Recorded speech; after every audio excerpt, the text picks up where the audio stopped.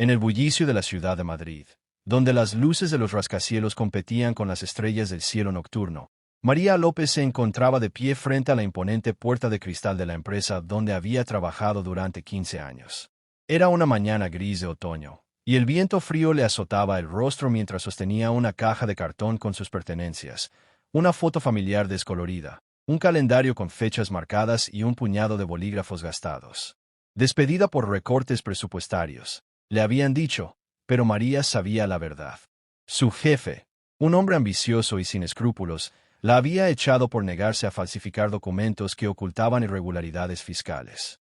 Con el corazón latiéndole con fuerza, María salió del edificio, sintiendo como el mundo se desmoronaba a su alrededor. ¿Cómo pagaría el alquiler? ¿Cómo alimentaría a su hija de 10 años, Ana, que soñaba con ser bailarina? En ese momento, no imaginaba que un encuentro fortuito cambiaría su destino para siempre. María era una mujer de 42 años, con ojos castaños que reflejaban una vida de sacrificios y resiliencia. Nacida en un pequeño pueblo de Andalucía, había emigrado a la capital en busca de oportunidades, dejando atrás a sus padres ancianos. Como limpiadora en la multinacional Technova, se levantaba al amanecer para fregar pisos, vaciar papeleras y asegurarse de que cada oficina reluciera como nueva. No era un trabajo glamuroso, pero lo hacía con dignidad, siempre con una sonrisa para sus compañeros y un oído atento para sus problemas. La vida es dura, pero la bondad la hace soportable, solía decir. Sus colegas la adoraban. Era la que organizaba colectas para los enfermos, la que compartía su almuerzo con quien lo necesitaba. Pero en un mundo corporativo donde el profit reinaba, su integridad se convirtió en su mayor enemigo. El despido injusto no solo la dejó sin ingresos, sino que la hundió en una espiral de dudas. ¿Valía la pena ser honesta en un sistema que premiaba la astucia? Los días siguientes fueron un torbellino de desesperación. María recorrió las calles de Madrid enviando currículos, pero las respuestas eran siempre las mismas. No hay vacantes o falta experiencia en roles superiores. En casa, Ana notaba la tensión. La niña, con sus coletas desordenadas y su uniforme escolar raído, intentaba animar a su madre con dibujos de princesas y castillos. «Mamá, todo saldrá bien. Tú eres la más fuerte», le decía, abrazándola con sus bracitos delgados. Pero María luchaba por no derrumbarse. Para ahorrar, redujeron las comidas a lo esencial: arroz, legumbres y lo que pudieran conseguir en el banco de alimentos. Una noche, mientras Ana dormía, María lloró en silencio, preguntándose si su decisión de no ceder ante la corrupción había sido egoísta. Y si hubiera aceptado, al menos tendrían estabilidad. En ese momento de vulnerabilidad, recordó las palabras de su abuela: la verdadera riqueza no está en el bolsillo, sino en el corazón. Pero el hambre y las facturas pendientes hacían que esas palabras parecieran un lujo inalcanzable. Mientras tanto, en las alturas de la sociedad madrileña, vivía Alejandro Rivera, un millonario excéntrico de 55 años, dueño de una cadena de hoteles de lujo y filántropo en secreto. Alejandro había construido su imperio desde cero, empezando como botones en un hotel de barrio.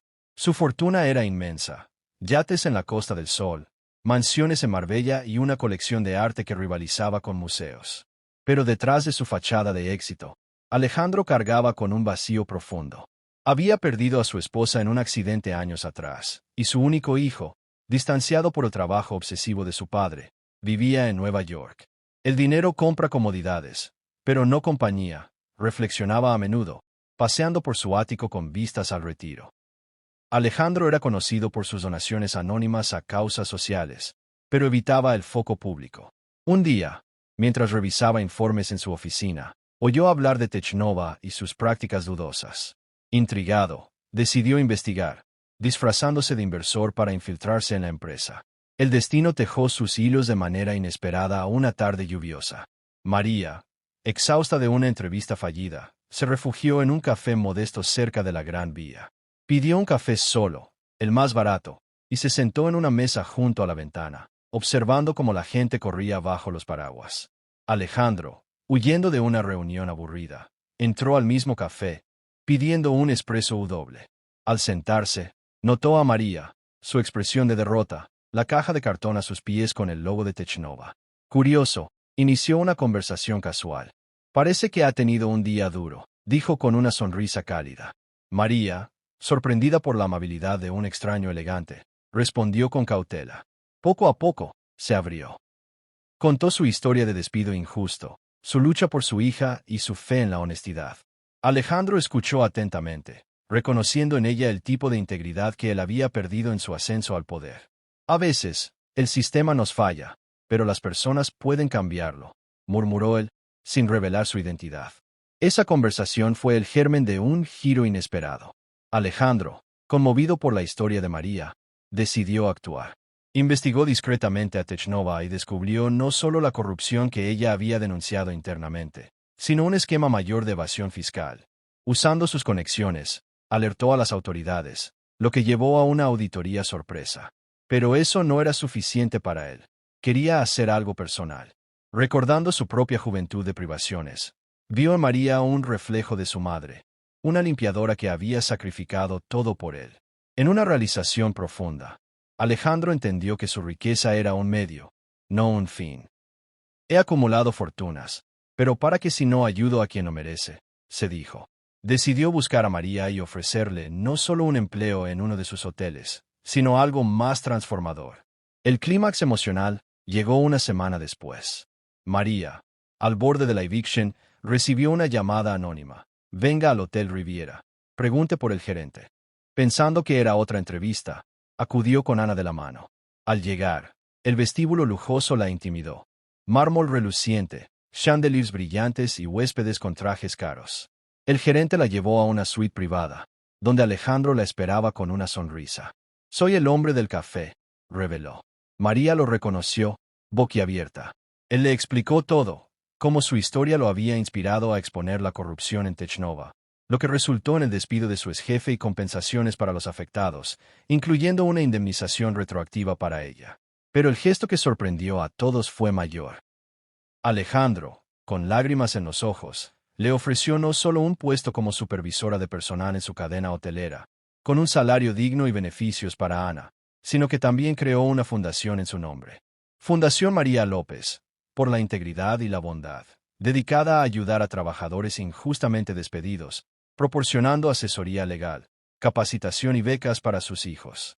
La noticia se extendió como pólvora.